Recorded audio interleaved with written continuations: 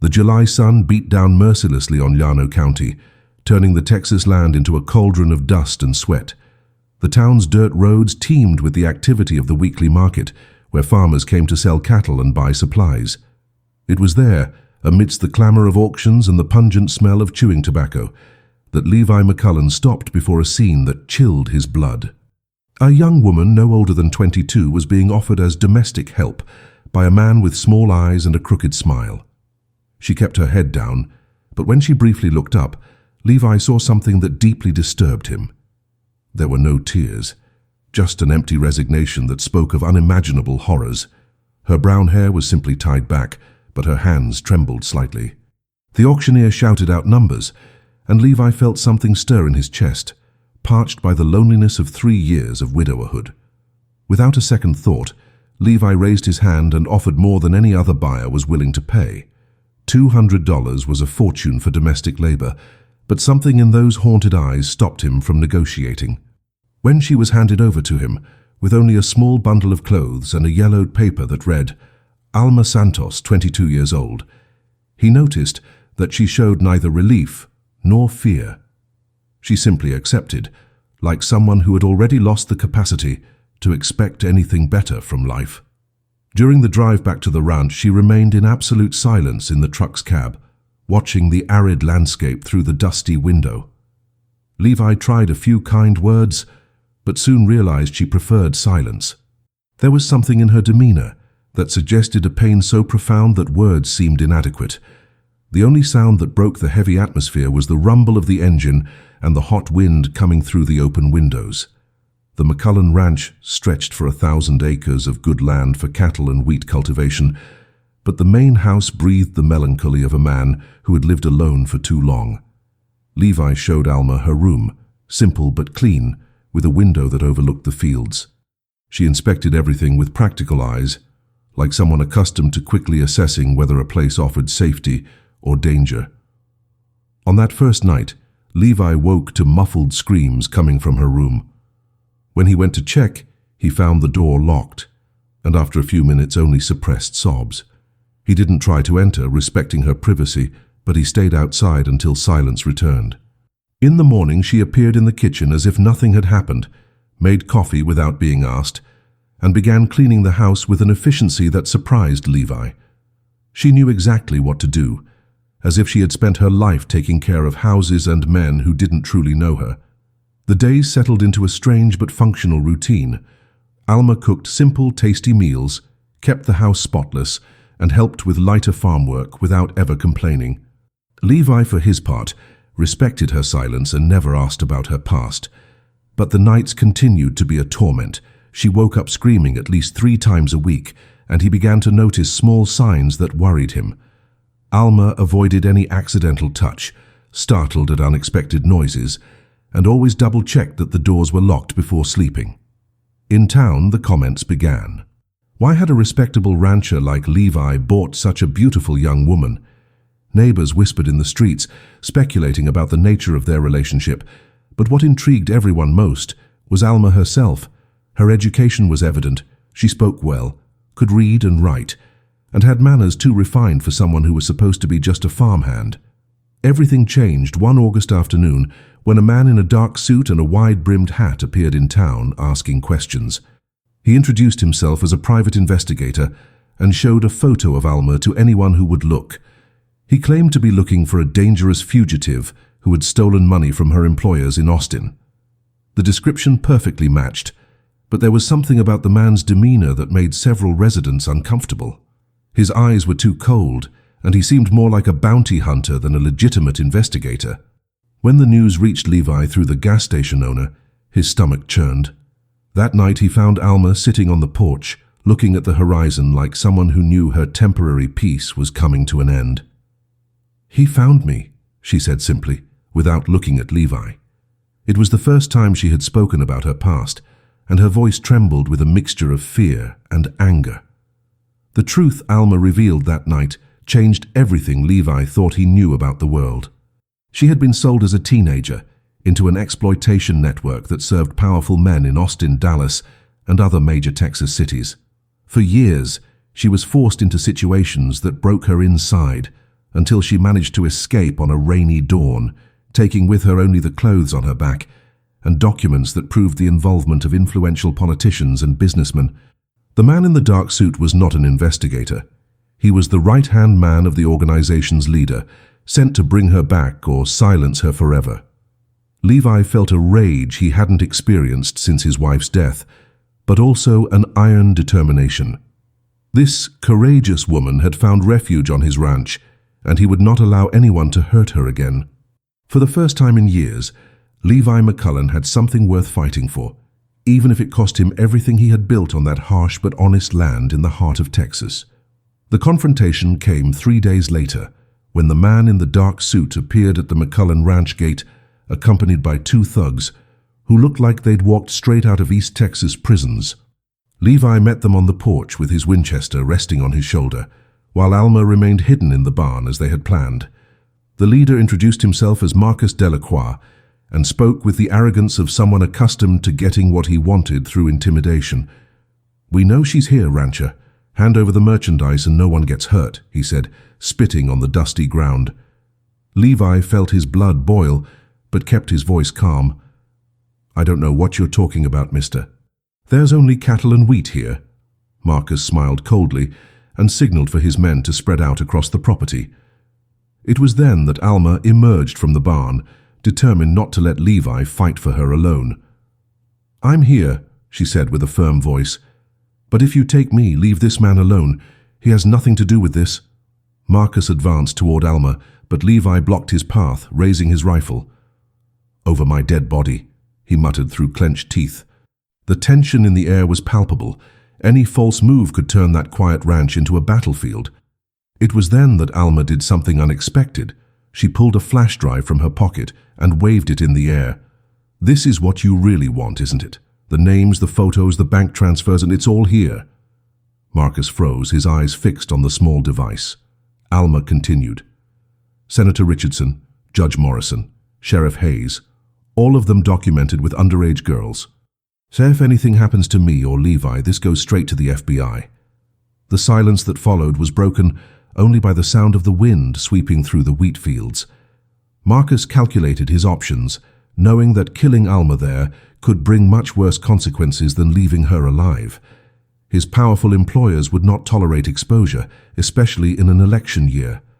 The negotiation that followed was tense and dangerous. Marcus offered money, threatened violence, tried to bargain, but Alma remained firm. She proposed a deal. In exchange for her freedom and Levi's safety, she would hand over only part of the evidence, enough to satisfy Marcus, but keeping the rest as a life insurance policy. "You get the small fish," she said, "but the sharks remain protected as long as I stay alive and in peace." Levi watched in admiration the courage of the woman who just a few months ago had arrived at his ranch as a lost soul. Marcus deliberated for long minutes, making quiet calls to people Alma suspected were his superiors in the criminal hierarchy. The sun began to set, painting the Texas sky with orange hues that contrasted with the deadly tension hanging over the property. Finally, Marcus nodded in agreement, but his eyes promised that it wasn't over. Alma knew she had bought time, not definitive freedom. After the men left, Levi and Alma remained in silence for hours, processing what had happened. The ranch seemed different now, no longer a refuge but a territory marked by violence that could return at any moment. That night, for the first time since she arrived, Alma had no nightmares. Instead, she found Levi sitting in the kitchen, drinking cold coffee and staring into space. "Why did you do that for me?" she asked softly. Levi took a while to answer, turning the cup between his hands, calloused from hard work. "My wife Sarah used to say that sometimes God puts people in our path not so that we save them, but so that they save us." Alma felt something stir in her chest, a feeling she had believed had died within her years ago. For the first time in a long time, she allowed herself to believe that perhaps there was life beyond survival, that perhaps something akin to happiness could exist in that arid land she was beginning to call home. The months that followed brought a cautious but genuine peace. Levi taught Alma to ride a horse. She taught him recipes she had learned in childhood before her life was stolen. Together, they repaired the back fence and planted a small garden that Sarah had started years earlier. The nights of terror became rare, replaced by long conversations on the porch about dreams they had both buried. Alma began to smile, timidly at first, then more naturally.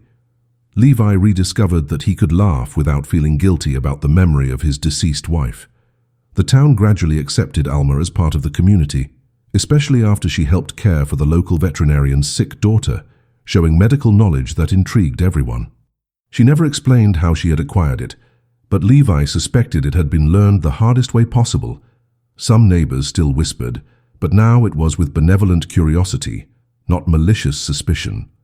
Love grew slowly between them, like the wheat that sprouts from dry land after an unexpected rain. A year later, when Alma finally decided to seek out federal authorities with all the evidence she possessed, she was no longer alone. Levi accompanied her to Austin, where they handed over the complete material to the FBI, resulting in the arrests of dozens of people involved in the exploitation network. Marcus Delacroix was found dead in a cell before his trial, a death too convenient to be a coincidence, but one that brought Alma relief. During the legal process, she and Levi married in a simple ceremony at the local church, with the entire community present. Sarah had left a simple wedding ring, and Levi offered it to Alma not as a substitute for his first wife, but as a symbol of a different love, born from shared pain and mutual healing.